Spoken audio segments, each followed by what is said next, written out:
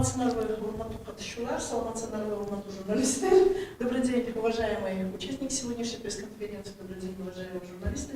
Пресс-центр Акипресс, как всегда, рад видеть вас и разрешите начать пресс-конференцию Татьяны Васильцовой, инвестор из России, об ее инвестициях в Гайд-парк, а также о ее задержании и аресте. Пожалуйста, госпожа Васильцова, вам слово. Сегодня я пришла рассказать о том, что случилось, о том, что произошло. В сети в конце ноября появилась информация, все новостные источники рассказывали о том, что иностранка прожила в отеле 2 года. Не оплатив, она скрылась, сумма ущерба составляла около 9 миллионов сомов. Я думаю, что у всех возник вопрос, как это произошло, как это случилось, как это может быть. Дело в том, что я была инвестором в ЦО «Гайд-парк». Находится он в город Бишкек, село Кокджар, улица Таштарата, 1А. Я инвестировала деньги в сумме $194 700 США. Далее руководство Гайд-парка обещало ввести меня в соучредители, в состав соучредителей. Но когда мы начали оформлять документы, это был конец 2022 года, оказалось, что ЦО построено нелегально. То есть вообще центр отдыха, он работал как коммерческий, а должен был быть земля и строения на этой земле были построены нелегально. И как такового его не должно было быть. А все это принадлежало и должно принадлежать детям. А далее, как выяснилось, что идут уголовные дела, расследуется о незаконности строения, и обо всем об этом мне рассказали юристы. Тогда я задала вопрос руководству Гайд-парка с уточнением деталей, почему я не была оповещена, почему я не знала.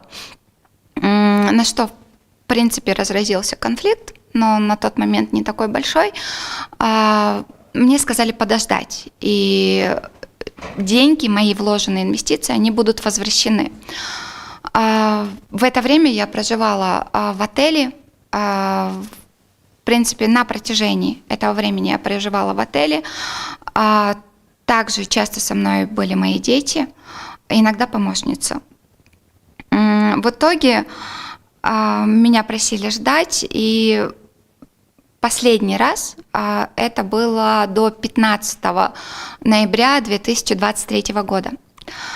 Я ждала возвращения средств, также пребывала в ЦО, но потом руководство решило обернуть ситуацию другой стороной. Они написали заявление, администратор отеля, что иностранка проживает 2 года, не оплачивает, и на меня завели уголовное дело. Дело завели в Аламединском РОВД. Я приглашена была как свидетель, или изначально они приглашали меня на допросы. Я рассказывала все, что первые допросы начались 3 октября 2023 года. В течение, получается, 2 месяцев я приходила, объясняла о происходящем. И, насколько я знаю, по материалам дела, дело было закрыто в ноябре. В связи то есть не было состава преступления. А дальше 26 ноября меня приглашает следователь в РОВД вечером, в районе 10 вечера. Я приезжаю, и я приезжаю с детьми вроде как на допрос. Дальше они производят арест. Заключают меня в ИВС города Бишкек. Потом постановлением суда уже 28 ноября суд определяет меру пресечения изначально месяц, Меня водворяют в СИЗО номер 21 города Бишкек, где, в принципе, я провожу следующие 2 месяца. На протяжении первого месяца меня вызывают на следствие, происходят очные ставки, выступают свидетели, и в конце месяца, уже 29 декабря, они снимают, в принципе, они переводят дело в самоуправство, потом снимают самоуправство. Но они говорят, что была порча чужого имущества, как будто бы я испортила имущество в гайд-парке. Этим заводят тоже статью 216. И также из моего Инстаграм, взяв личные данные, они возбуждают дело по статье 330 разведение межнациональной, национальной розни. И снимая дело уже с гайд-парка, они оставляют 2 дела и передают их в суд. Сейчас идет судопроизводство. Когда я была в СИЗО, ко мне кто только не приходил. Это были и сотрудники ГКНБ, которые интересовались и просили писать заявление, что я и сделала на имя Камтибека Кадыршаевича. Приходили юристы, адвокаты, и так как в сети было очень много информации, сегодня я просто хотела бы разобрать подробно. Дело продолжается, завтра у меня судебное заседание по тем статьям, которые они оставили, это 216 и 330. Также, в принципе, сегодня я только для того, чтобы самой рассказать, что произошло, и я уверена, что компетентные органы займутся этим вопросом и изучат состав, изучат происходящее. Поэтому, наверное, на сегодня это вот так.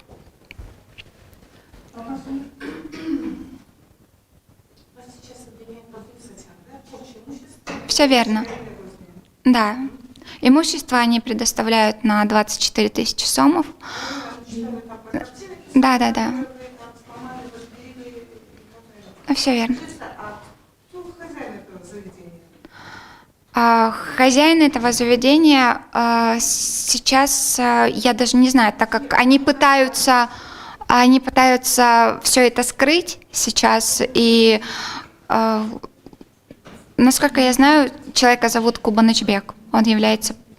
Когда вы вложили инвестиции свои, кто тогда был хозяин? Когда я вкладывала инвестиции, тогда был Азиз и Эрик Джамгарчиев. Нет, Эрик Джамгарчиев, он являлся владельцем. Нет, это отец бывшего депутата. Да, он являлся титульным владельцем.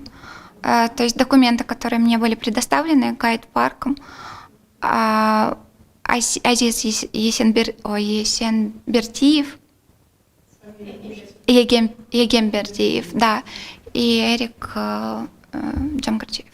А какую сумму вы вложили?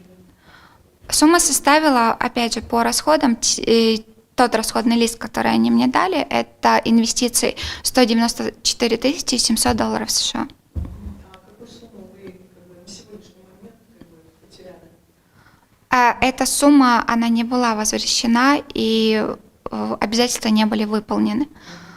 То есть люди взяли сумму, а потом попытались за мои же деньги меня посадить. Пытаются до сих пор. Сколько длится эта ваша история? История началась с 2021 года. Инвестиции начались в октябре 2021 года. Значит, на протяжении 2 лет На протяжении 2 лет вопрос остается открытым. Меня просили где-то подождать, меня просили, что все будет выполнено. Когда они уже не смогли оформить документы из-за той документации, которая была, там были кредиты. Они сказали, что мы просто вернем деньги, которые мы у вас взяли, но в итоге решили ничего не возвращать, а поступить совсем иным способом. А когда вы догадались о том, что был ли с вами официально подписан контракт на инвестиции в Гайд-парк? Было ли какое-то соглашение?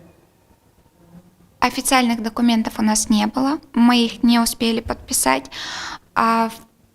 Все, в принципе, было на доверии. Передача денег это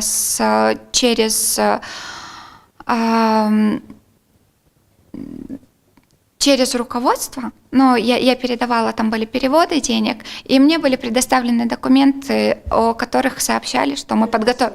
Да, мы подготовим договор, пока вы можете вступать в права. Мне передавали какое-то время управления гайд-парком. Я набирала команду, так как уже новый управленец, то есть какое-то время. И все это время откладывалось, говорили вот-вот, сейчас подготовим, или сейчас сделаем, или сейчас, а потом, в принципе, сделали иным способом, повернули. Финансовые документы о передаче денег, это ваши Да, у меня есть выписка, которая составляет гайд-парк, куда они израсходовали деньги, куда деньги были инвестированы, во что. А также есть человек, через которого передавались все деньги. Там были наличные переводы, то есть все проходило через одного человека. Ну, взамен вы же не получали ни расписок? Нет, расписок не было, так как были доверительные отношения. Были очень доверительные отношения на тот момент, поэтому расписок у нас не было. И то, что вы как бы соучастник этого заведения, совладелец, вы проживали все это время с семьей, с детьми, с нянечкой, и вам это вот выписали такой счет, да? Да, потом они сказали, что нет, вы все проели, как бы, и... Проели то, что вложили. Ну вот я не знаю, они выписали счет тогда на 9 миллионов, а сейчас это даже не те деньги, это получается меньше. Но это уже было вследствии. То есть обо всем я узнала вследствии. То есть вот эту статью вам уже не инкриминируют? Нет, ее сняли. Инкриминируют только вот это разжигание гражданства. Все верно. Да. А из чего это они взяли? Они взяли это из моего Инстаграм. А вы что-то писали, что ли? Разжигания нет. А что вы написали? Не хотите, не помните? Нет, я помню, они говорят о том, у меня есть статья, где я рассказываю, что происходит в мире, называя это джихадом, и они берут эту информацию, и уже из нее они выносят мне статью 330. Ну, по сути, это все. Адвокат есть у вас? Нет, на данный момент у меня нет адвоката. Просто изучав материалы дела, я не вижу необходимости даже в адвокате, потому что все происходящее там, все, что описано, происходит, я сейчас жду, как будет вести себя судебная система, потому что я прохожу сейчас судебные инстанции, и там я уже пойму. А защищаю себя я сама. Посольство есть? Да, в определенный момент российское посольство включилось, узнав о том, что происходит, были представительства. Российская Федерация извещена сейчас о происходящем, и с ними мы на связи. Вы уроженка России? Да, я уроженка Российской Федерации. С 1988 по 2016 я проживала здесь. В 2016 по 2021 год я проживала в Москве, Московской области. А с 2021 года я нахожусь здесь уже больше. Больше времени я находилась здесь. У меня были выезды, есть. Сейчас нет из-за судопроизводства. Вообще я выезжала, приезжала. Но в течение 2 лет, с 2021 года, это, в принципе, уже я вернулась. Также я подавала документы на восстановление гражданства, кыргызского гражданства. Да, изначально я гражданин Кыргызской республики. Но у меня был отказ от гражданства в 2005 и принятие российского гражданства. Но проживала я все это время, то есть большую часть моей жизни объективно я жила здесь, являясь на данный момент гражданином Российской Федерации. Так, вот вы как бы слышали из таких неофициальных источников, что на вашем иждивении находится 3 детей. Да, у меня 3 детей, 2 детей являются несовершеннолетними, 7 и 6 лет сейчас, когда меня арестовали, дети были отправлены в Москву, и до сих пор они там. Пока я не могу их забрать, мы разбираемся с решениями дел и вопросов. Но, надеюсь, в скором времени они прибудут назад. Дети со мной, да, они проживали и проживают со мной, я являюсь матерью-одиночкой. У вас есть какое-то обращение к официальному органу?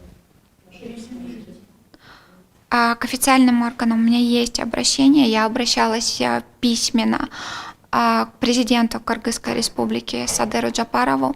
Я писала письмо ему и просила взять под личный контроль и разобраться в ситуации. Также я обращалась к Камчебеку Кадышевичу Ташееву. Я писала о происходящем, писала из СИЗО. Выйдя из СИЗО, я писала в канцелярию. И я прошу и буду просить взять под личный контроль и разобраться в данной ситуации, которая происходит со мной и с ЦО «Гайд-парк». Есть вопросы? Спасибо. Спасибо.